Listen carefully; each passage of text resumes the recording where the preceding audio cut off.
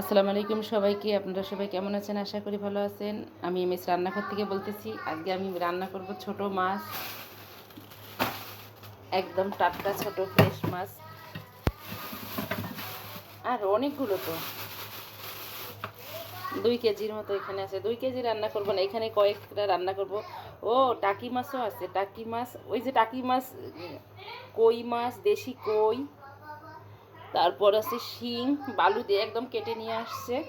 তো আমি আজকে এগুলো আমি এখান থেকে রান্না করব। আজকে চিচিঙ্গা দিয়ে পাতলা ঝোল করব ছোট মাছের। দেখাই আপনাদেরকে, অন্ধকার দেখাচ্ছে ওইদিকে। যে মাছগুলো একদম ফ্রেশ তাজা, রক্ত বের হচ্ছে। এই যে মাছগুলোতে আমি হলুদ লবণ মেখে নিয়েছি ধুয়ে, বাকি মাছগুলো ফ্রিজে রেখে দিছি। এখানে তেল গরম করতেছি, এখন দেব। তেল এত গরম হয়ে গেছে, গ্যাস অফ করে দিয়ে তারপর আমাকে মাছ দিতে হবে। মাছগুলো এখন আমি একটু হালকা করে ভেজে নেব, ভেজে নিয়ে তারপর ঝোল করব পাতলা। মাছগুলোতে এগুলো হলো কই মাছ, এগুলো শিং মাছ, আর এগুলো হলো টাকি মাছ। বিসমিল্লাহ।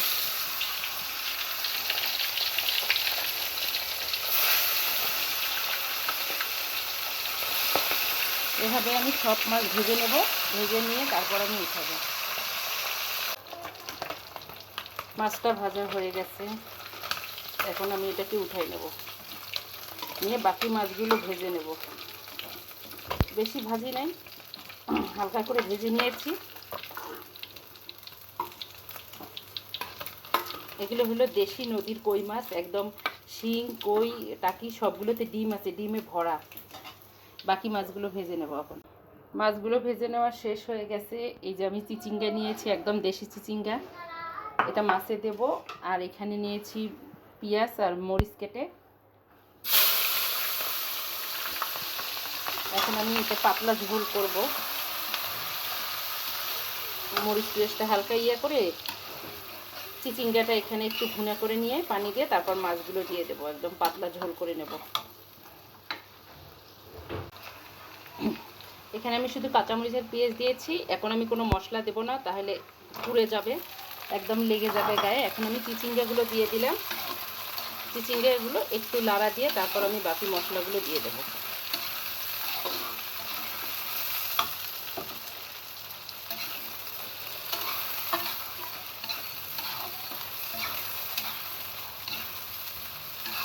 এখন আমি একে একে সব মশলা দিয়ে দেবো। বেশি মশলা না, সাধারণভাবে এটা রান্না করব পাতলা ঝোল করে, গ্রামে যেভাবে রান্না করে। আমি শুধু এখানে মশলাটা একটা করব, জিরা বাটাটা। এই যে জিরা বাটাটা দিয়ে এই মাছটা, নদীর মাছ, খুবই মজা লাগে। নদীর মাছ এমনিতেই মজা, তারপরে জিরা বাটাটা দিলাম আমি। এটা তেলে নেওয়া জিরা বাটা।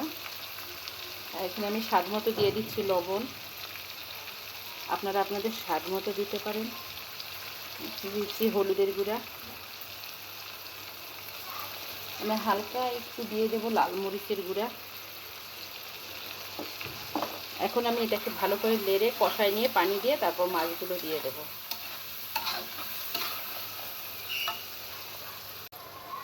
চিচিঙ্গাটা কষানো হয়ে গেছে, আমি এখন এখানে মাছগুলো দিয়ে দেব। দিয়ে হালকা একটু পানি দেব। সবগুলো শিং মাছের মধ্যে ডিম আছে, একদম কই মাছেও ডিম আছে। 2-1টা ডিম বের হয়ে গেছে ধোয়ার সময়। আমি ডিমওয়ালা মাছ ধুইতে পারি না, 2-1টা বের হয়ে গেছে। কই মাছের গুলো বের হয়ে গেছে, শিং মাছের গুলো আছে, টাকি মাছের গুলো আছে। আমি এখন এটাকে একটু লাড়া দিয়ে পানি দিয়ে দেব, দিয়ে 10 থেকে 15 মিনিটের মতো করে নেব। হয়ে গেছে মাছটা। এই যে এখন আমি একটু পানি দিয়ে করে নেব।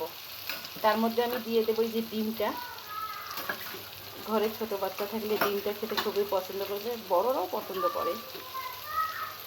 এখন আমি পানি দিয়ে দেবো। পানি দিয়ে আমি ঢাকনা দিয়ে 15 মিনিট সেদ্ধ করে নিয়ে নামাই নেব।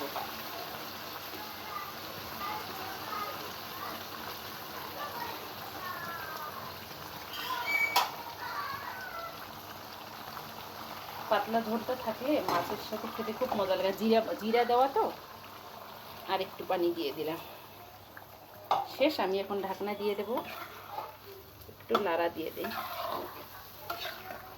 বাস, 15 মিনিট আমি করে নেব, রান্না করে নেব, নিয়ে আমি নামাই ফেলবো। ঢাকনাটা দিয়ে দিই। ও হ্যাঁ, আমি আরেকটা কথা বলতে ভুলে গেছি, আমি মাছ রান্না করার সময় সবসময় আদা বাটাটা পরে দিই, তখন একটা কাঁচা কাঁচা ফ্লেভার আসে, খুব সুন্দর লাগে, ঘ্রাণটা খুব সুন্দর আসে, ফ্লেভারটাও খুব সুন্দর হয়, খেতে ভালো লাগে। এই যে আমি দিয়ে দিলাম আদা ইয়েটা, আর আমি কোনো লাড়ালাড়ি করব না, একবারে হয়ে গেলে নামিয়ে ফেলবো মাছটা। একটা মাছও ভেঙে যায় নাই আল্লাহর রহমতে। ঢাকনাটা দিয়ে দিই। এই যে নদীর মাছ, চিচিঙ্গা দিয়ে পাতলা ঝোল, ডিমওয়ালা মাছ। মাছটা হয়ে গেছে, আমি এখন নামিয়ে ফেলবো।